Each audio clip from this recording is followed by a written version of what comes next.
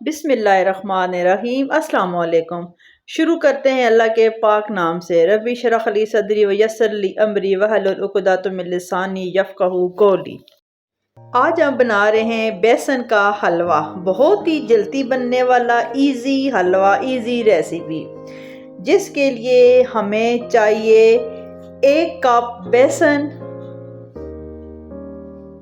Ratio के मुताबिक जितना बेसन होगा उतनी हम चीनी लेंगे, लेकिन चीनी आप अपनी मर्ज़ी से ले सकते हैं। मैं भी चीनी बहुत कम ले रही हूँ। घी हमने डाल दिया है पैन में। अब हम बेसन डाल के जल्दी जल्दी हिलाएंगे, भूनेंगे, क्योंकि बेसन बहुत जल्दी जल जाता है।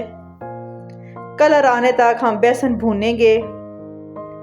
अब 1 कप पानी डाल देते हैं। बेसन की भुनाई हो गई है। चीनी डाल देते हैं हस्बे ज़रूरत। अब इनको अच्छी तरह पकाते हैं। ऑयल निकलने तक हम बेसन को भूनेंगे। हलवा तैयार हो गया है, झटपट बेसन का हलवा।